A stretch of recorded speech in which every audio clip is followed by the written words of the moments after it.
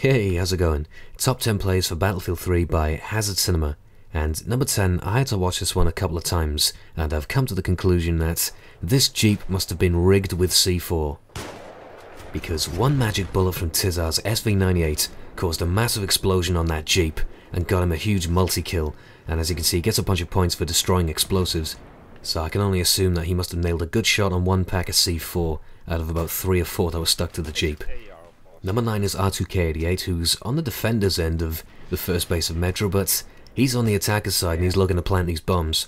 So he's snuck behind all the defenders and he's starting to do some work with his L96 and more so his sidearm, which is going to be his primary in this particular clip, the 44 Magnum. And he's working his way towards the A-bomb sites, taking them out one by one and landing a few cheeky headshots with his 44. He gets caught reloading around the corner here, but shifts back behind cover, steps out and plants a perfect headshot on that defender in the corner there. The 44 Magnum, of course, capable of landing a one-shot kill should the bullet hit the enemy's head. And he's making really good use of that one-shot capability with some well-placed shots while staying on sight, but some fired from the hip. Shots you might consider fortunate or lucky, but pistols have very good hip fire and you might have better results if you're not aiming down sight with your handguns. And just like that, he's taking the objective in stylish fashion.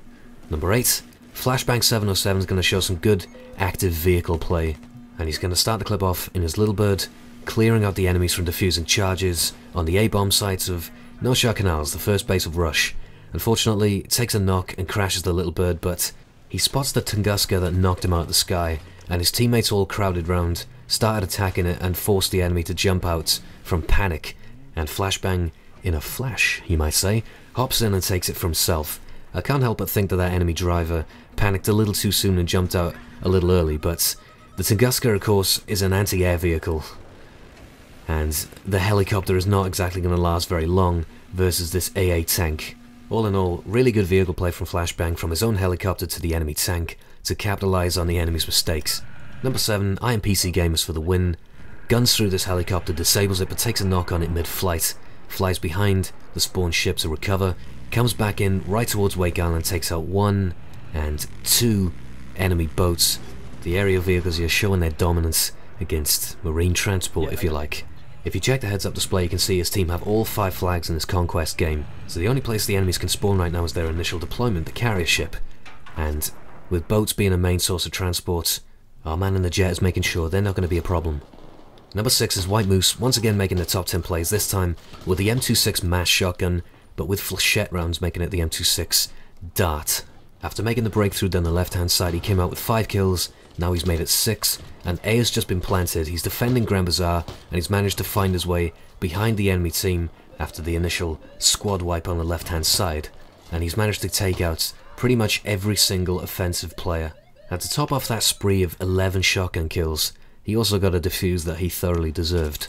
A lovely clip there from a Top Plays regular, and Crazy Bad CWP, is that any affiliation with Scantrack CWP, who's also a Top Plays regular?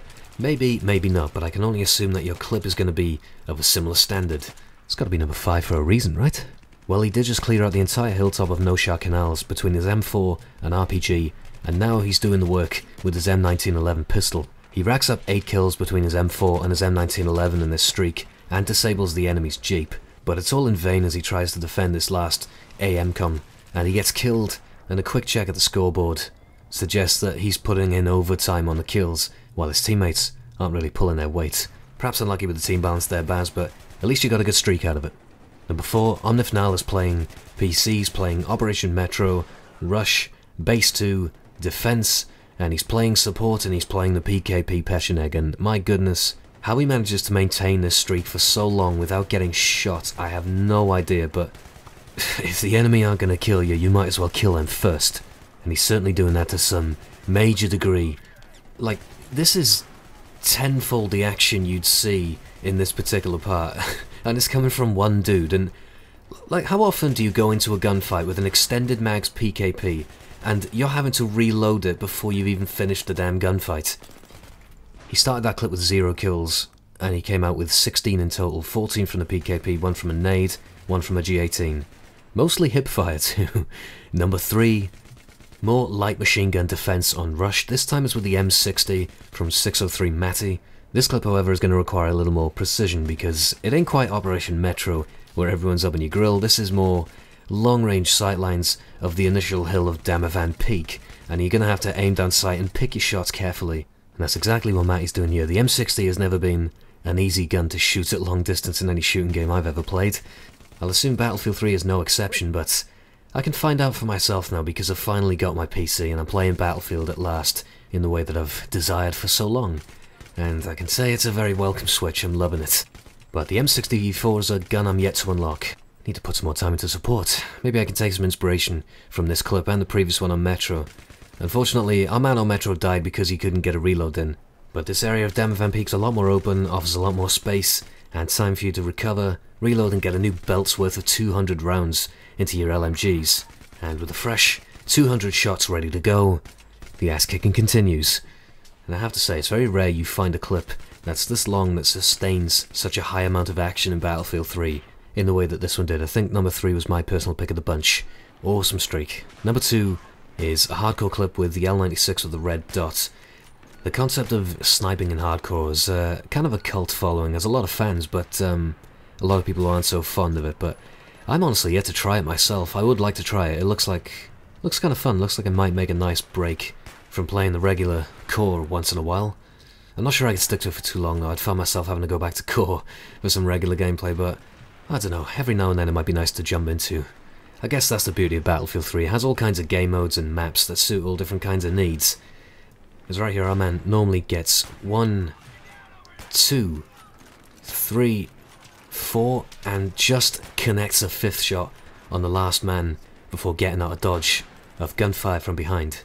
But like I was saying, I never used to be a big fan of the big vehicle maps until I started playing Conquest on larger player servers, and now I love jumping into them every now and then. Like play an hour of what felt like regular gunplay for me, like the Metros, the Grand Bazaars, with say 32 players max, and then the next hour or so I might feel like jumping in a 64 player Conquest on Karg Island, flying helicopters, you know.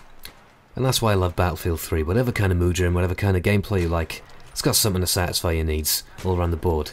But those who are fans of core sniping, Woven's back in the top layers is something you're gonna like. He's overwatching the bombs, attacking Damavan Peak from this rooftop with an M48-5 with 4 times magnification. The ACOG scope lets him get a little more up in the player's grill, but he's still got to hit those headshots, which doesn't seem to be a problem for him right now. He is hitting heads aplenty as he continues to patrol the rooftop, overwatching the bombs, spotting the enemies, and shooting the heads.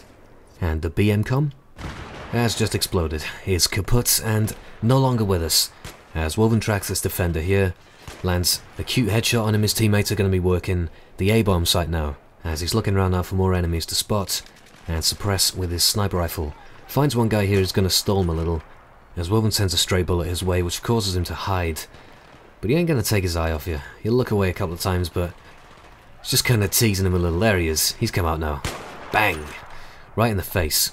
Peeks over the rooftop. Bang! Right in the face. Right in the facial area. A is on its last legs. One more lovely headshot on the final defender before he gets gunned from behind by an AEK-971. Lads, that was episode 9. The next episode we'll be hitting double digits on Battlefield 3 plays. Keep sending your best stuff. Make it snappy, make it action-packed. Make it happen. Thanks for watching and goodbye for now.